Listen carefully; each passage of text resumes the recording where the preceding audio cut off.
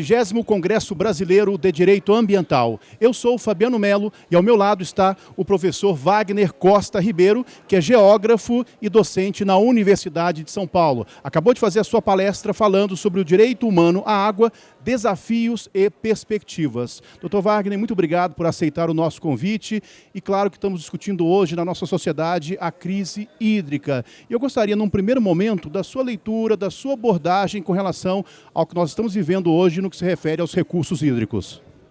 Veja, quando nós falamos em crise hídrica, é importante ter clareza de que lugar estamos falando, né? A situação em São Paulo, por exemplo, é muito diferente do que ocorre na Califórnia e, portanto, é preciso precisar exatamente o lugar que nós estamos falando. No caso de São Paulo, a crise é muito mais de gestão da água do que de falta de água. Não é o que ocorre na Califórnia, onde a chuva lá é muito mais escassa. Nós estamos em São Paulo assistindo a falta de ação de decisões que foram acordadas, inclusive judicialmente, há mais de 10 anos e que, lamentavelmente, não foram aplicadas ao longo desse período. De modo que nós estamos cada vez mais, infelizmente, percebendo que, mesmo no campo do direito, mesmo no campo das decisões acordadas judicialmente, elas não têm ganho aplicação por parte dos gestores. O que traz muita preocupação, porque se esse nível de organização da sociedade não está sendo respeitado, o que pensar para o futuro? Queria dizer também que no caso de São Paulo, o que deixa muito inquieto é que nós temos um uso da água muito desigual. Se você for fazer uma análise por segmento, o que acaba ficando, entre aspas, nas costas dos consumidores, ou seja, o usuário da água, é muito menor comparado, por exemplo, ao uso destinado para a indústria. Então, uma questão que nós vamos ter que começar a debater e a discutir também é como vamos equalizar o uso da água industrial e abastecimento humano numa região onde, é o caso de São Paulo, a escassez de água ela é, de fato, já conhecida há mais de 20 anos. Dr. Wagner, essa colocação do senhor é importante porque normalmente a responsabilidade fica para o consumidor ou para o usuário, a depender aí da terminologia utilizada. E sempre é cobrado do usuário a responsabilidade, não refletimos, por exemplo, a questão da indústria, a questão da agricultura. Então, o senhor fez essa abordagem aqui, eu gostaria de aprofundá-la um pouco mais. Veja, nós temos duas indústrias, por exemplo, em São Paulo, que consomem mais água que todo o município de Mogi das Cruzes.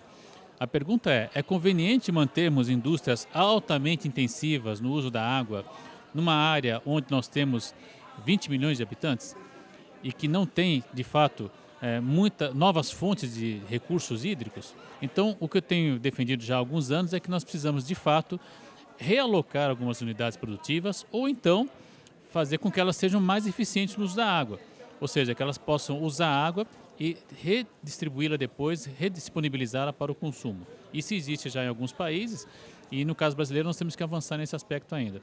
Outro dado muito preocupante é a perda de água. Se especula que algo entre 30% a 35% da água tratada, coletada, etc., se perde no sistema. Isso é algo também de ineficiência do órgão gestor que deve ser também combatido.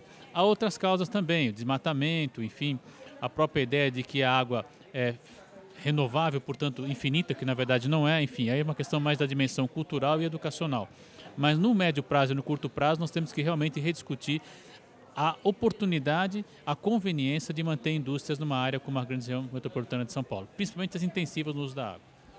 Dr. Wagner, então, como é que isso, essa é uma discussão que está na academia, muito presente, nos setores técnicos também, mas como é que isso chega à população, por exemplo, através dos meios de comunicação?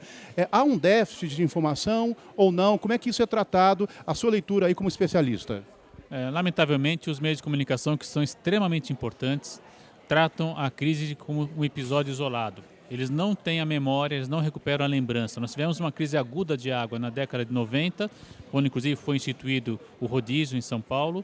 Tivemos uma outra crise muito aguda em 2003.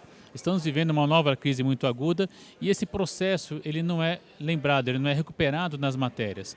Então dá a impressão para a opinião pública que há novamente uma situação isolada de uma crise local e esporádica por falta de chuva, quando na verdade não é. Se você tem crises a cada 10 anos, é possível, absolutamente possível, prever esses momentos de estiagem e organizar a sociedade para enfrentar períodos de menos oferta hídrica. Isso já foi decidido em 2003 e infelizmente nada foi feito.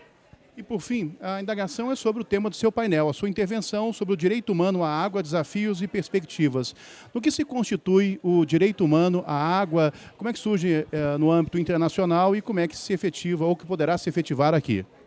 O direito humano à água foi uma decisão do Conselho Econômico e Social da ONU em 2002 e que em 2010 foi aprovado pela Assembleia Geral da ONU e que consiste basicamente em tentar estabelecer qual é a quantidade mínima necessária para a reprodução da vida de um ser humano, né? E esse é um debate bastante difícil. Alguns órgãos apontam 20 litros, outros chegam a 50 litros por dia, por habitante. Alguns falam em 1.000 litros, se você considerar uma sociedade de consumo que usa automóveis, combustíveis, etc. Então, o debate hoje está em como estabelecer esse volume mínimo para a água. O que é importante lembrar é que o volume mínimo não é apenas aquele que você necessita para a dessedentação. É também aquele necessário para a produção de alimentos. Então, não são 50 litros apenas, é preciso ir além dessa conta. E outro desafio também muito importante é disponibilizar água de qualidade. A água tem, o importante é que ela tenha qualidade para o consumo. E por fim, um elemento que o direito humano à água aponta de muita importância é a questão da informação. Ou seja, as pessoas terem informação clara de onde vem a água que elas usam, qual é a qualidade dessa água e como ela pode vir a ser reposta no curto, médio e longo prazo. Ok, doutor Wagner, muito obrigado pela sua entrevista. E aí fica o convite para você, para que possa acompanhar as nossas intervenções aqui no 20º Congresso Brasileiro de Direito Ambiental. Muito obrigado.